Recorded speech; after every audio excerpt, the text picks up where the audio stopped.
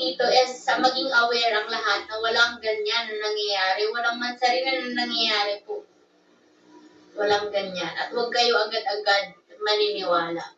Bakit di pa kayo mag-move on? Tapos na jam dito. Huwag na kayong mag-ilusyon para hindi kayo ma-stress sa buhay.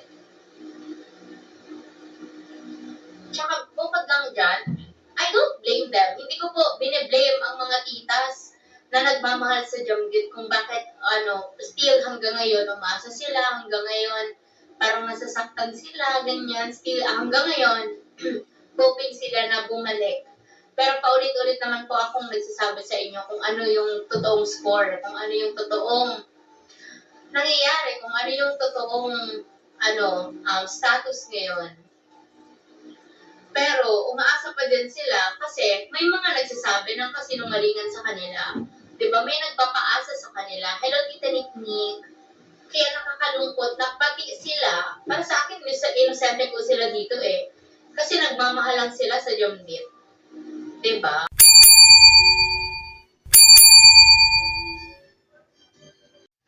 So, ayan po.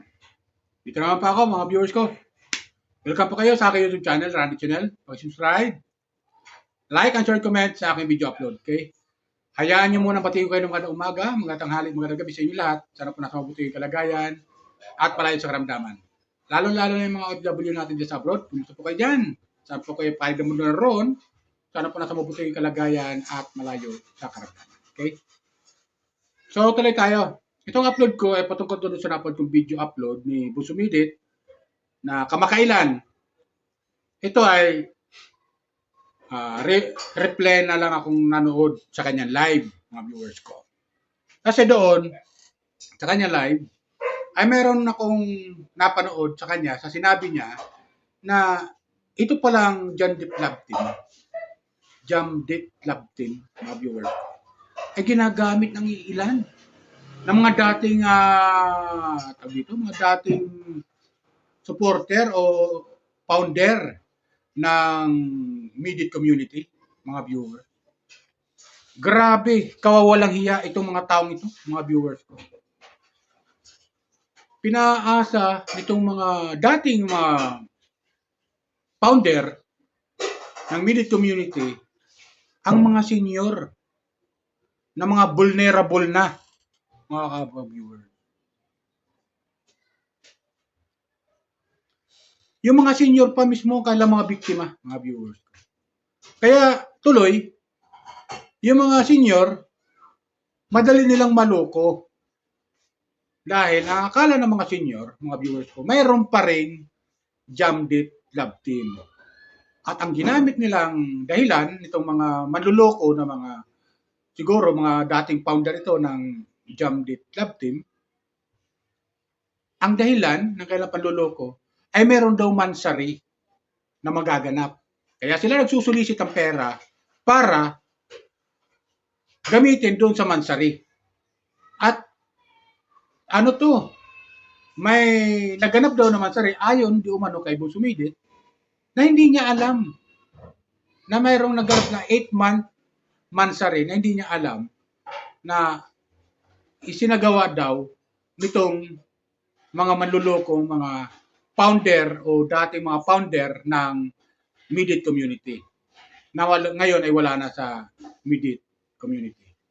At ginagamit yung pangalan ng Jamdit Love Team, lalo-lalo yung pangalan ni Busumidit sa mga kalukuhan nila, pang-i-scam sa mga senior, mga viewers.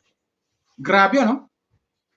Magkapera lang, gagamit ang pangalan katulad ni Busumidit at saka ni James, yung Jamdit Love Team gagamitin nila para sila makapanghuthot, makapanloko sa mga senior. Ang mga biktima nila ay mga senior. Ayon di umano kay Busumidit. O diba? Sabi nga ni Busumidit, bakit kailangan panggamitin ang pangalan niya sa panloloko? Diba? Ang kakapal ng mga mukha nitong mga nagsusulisit na to.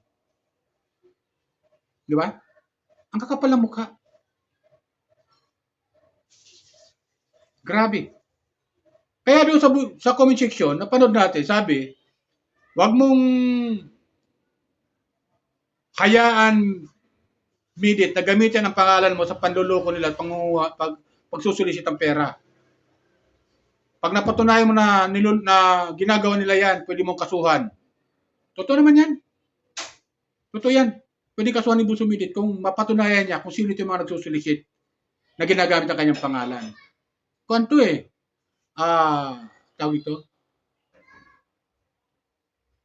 masasabi mo natin pwedeng kasuhan to ng libelo o identity, debt identity, mga viewers ko. Itong mga gumagawa ng pagsusulisit ng pera, nanghihingi ng pera para di umano gamitin sa Jamdit Love Team anniversary o mansari. O, di ba? Grabe. Ang kakapal ang mukha nitong mga manluloko ng mga... Comment lang kayo mga viewers ko kung tama yung sinasabi ko. Grabe. Yung panluloko nila. Tapos meron dito. Comment. Salamat po, Sir Randy, sa pagsuporta nyo kay Bunso Midit. Go lang tayo hanggang dulo. Midit forever. Love you. O, di ba? Tapos meron pa dito. Matagal na po ako nakasubaybay kay Bunso Midit. Simula noon, nung ma-discover siya ng Kalingap, hanggang ngayon, nakasuporta pa rin ako kay Bunso Midit. Galing kay Luisa ng Bahrain. Meron naman dito, galing Kuwait, si Jojo. Sabi niya, Midit, hayaan mo na lang yung mga naninira sa iyo dahil wala silang magawa sa buhay nila. Pagpalain ka nawa ng Panginoon. Di ba? Alam niyo mga viewers ko, itong mga taong manggagamit kay Busumidit. Pag napatunayan ito ni Busumidit, dapat niyang kasuhan ito kasi pwedeng ginagamit ang kanyang pangalan, pwede niyang kasuhan theft identity. Yung magsusulisit ka ng pera, gagamitin ang pangalan ni Busumidit. Si kahit sino man ng tao na gamit ang pangalan, magsusulisit. Bawal yun, mga viewers ko. Bawal yun. Sa batas. Di ba? Ito, kumuha ko ng video clip ni Busumidit. Sobra sa nadismaya sa mga taong gumagawa ng gano'n. Ito, panoorin natin, mga viewers ko. Comment tayo kung tama yung observation ni Busumidit. Okay? Hindi mo na alam kung sino ang paniniwalaan mo. But sabi ko nga po, the truth will always prevail. Diba? So, and yan. So, marami pa akong nalaman. I-set aside mo na po natin ang sipo. Ang dami ko pong nalaman. And sobrang sakit sa akin. And sobrang, mixed emotion, nung sakit. And nung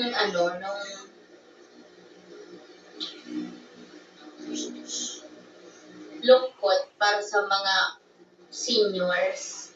Kasi umaasa pa sila na merong Jamdit kasi may nagpapaasa sa kanila merong Jamdit.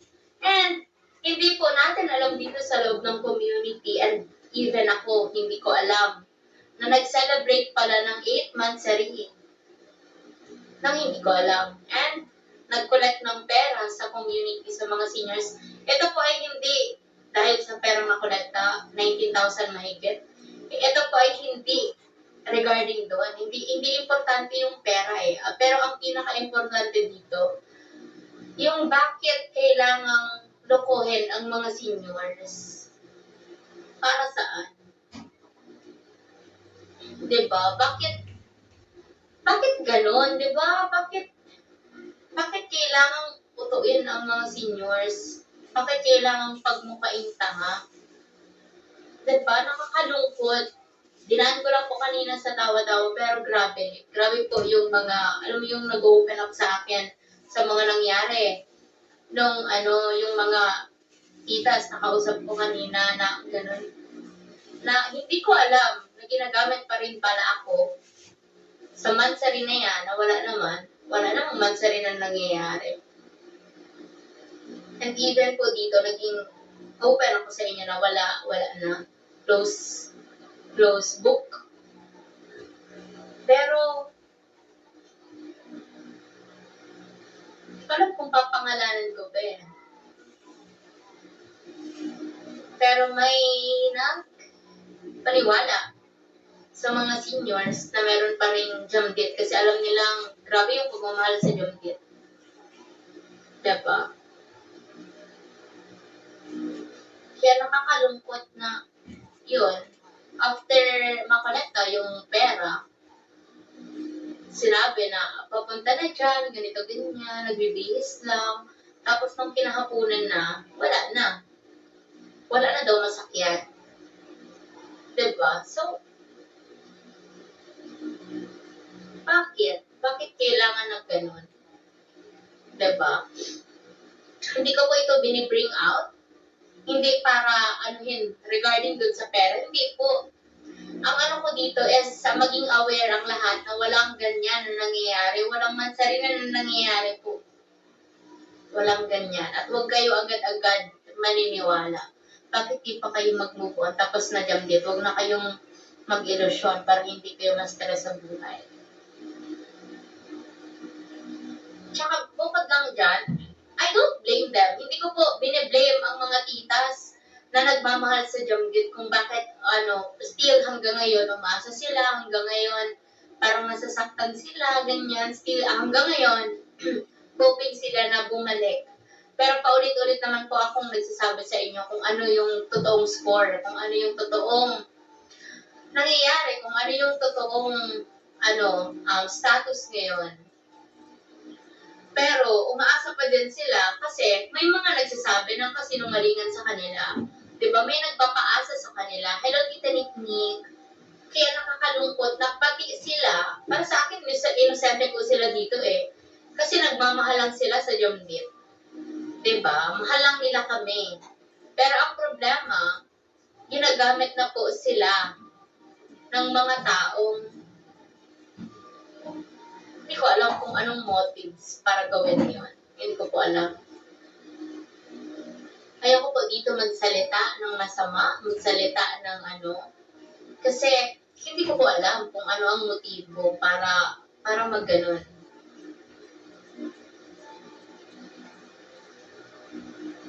Diba? Kaya, parang na-stress ako. Na-stress po ako doon na, bakit ganon? Bakit kailangan pang gamitin ako? Bakit kailangan pang gamitin ang love team? Na wala na nga akong love team. Wala na po.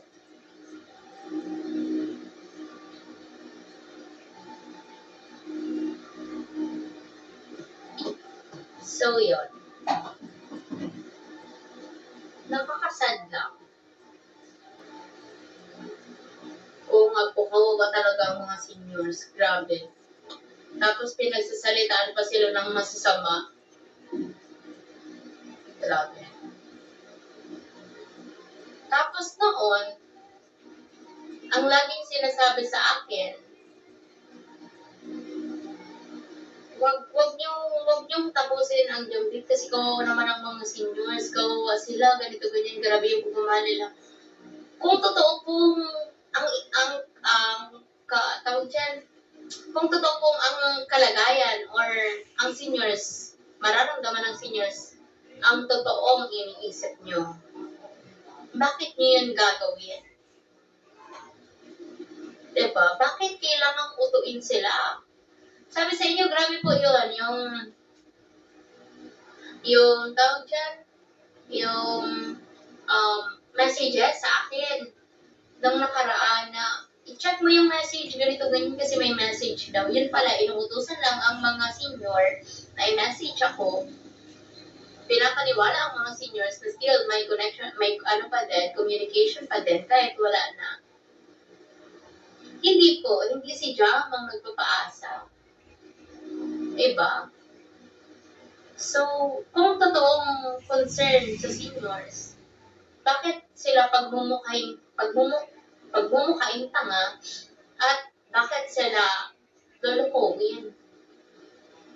Especially regarding dyan sa monthly. So, wala naman akong monthly. May pa lang, wala nang monthly. So, bakit So, ayun, di ba? Grabe. Grabe. Sobrang pagkadismaya dito ni Boss Umidit. Kaya, abangan nyo yung live ko. Kakaroon ako ng live dito eh. Gawin ko ng reaction to sa live, mga viewers ko. So, grabe yung ginawa nila kay Boss Umidit. Ginagamit yung pangalan, yung Jam Date Love Team, na wala namang Jam Date Love Team. Ay, kay Boss Umidit, wala nang Jam Date Love Team. At walang mansari na nangyayari, nagaganap. Kaya sabi ni Boss Umidit, huwag kayong uuto dito sa mga taong itong mga manloloko. Alam mo, pwede yung kasuhan ni Boss Umidit. Marami, pwede yung kasuhan. Death identity, ginagamit yung pangalan niya. Tapos, scam. Pang-scam. Pero yung magkakaso naman ng scam dito, mga viewers ko, ay yung mga taong naloko nila. Yan ang magkakaso ng scam. Di ba? Pero, pinaka-the best, para di kayo mahut-hutan, sabi nga ni Boss Umidit, para hindi kayo mahut-hutan, huwag kayo maniniwala basta-basta sa mga taong ito na mahilig mang-uto sa mga tao na walang kamalay-malay, katulad ng mga senior citizen. Na alam naman natin itong mga senior citizen ay sobrang nagmamahal sa Jam Date Love Team. Di ba? Eh wala na yung Jam Date Love Team.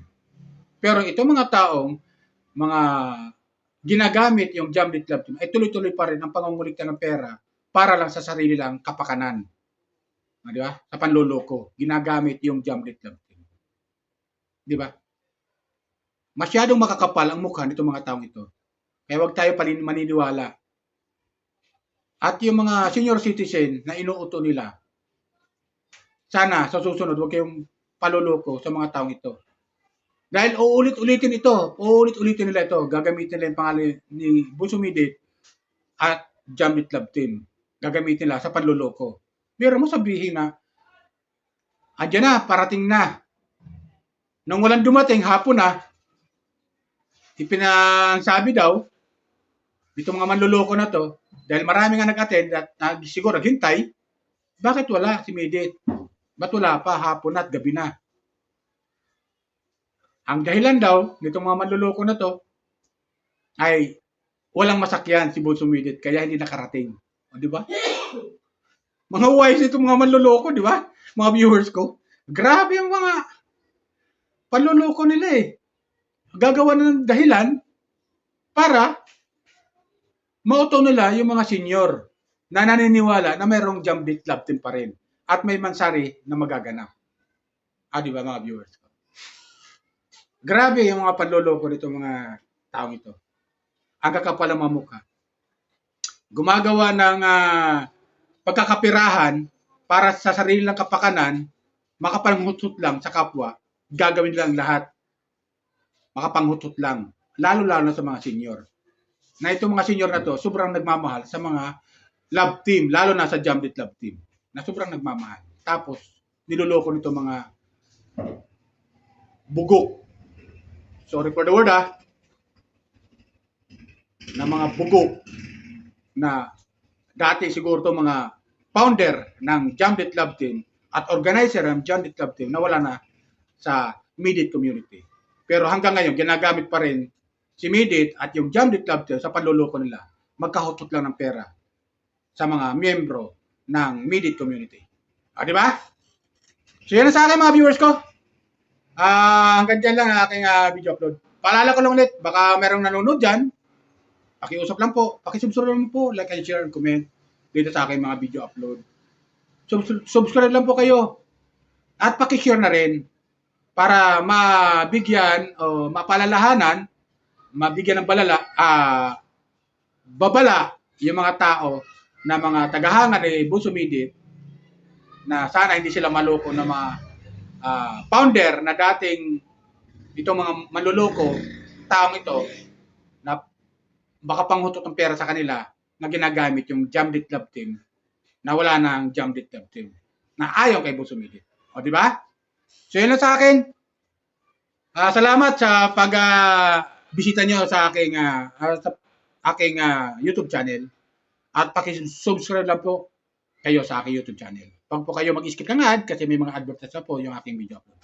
Lalo-lalo yung mga viewers ng Kalingap na hanggang ngayon nanonood at naniniwala pa rin kay Busumidit. Paki-subscribe lang po, like and share, okay? Comment. Okay? Shoutout pala kay Busumidit. Ingat ka lagi. At huwag kang pa-apik sa mga baser mo, okay? Shoutout sa iyo. At sa Midit community, shoutout sa inyo lahat na sumusuporta kay Busumidit.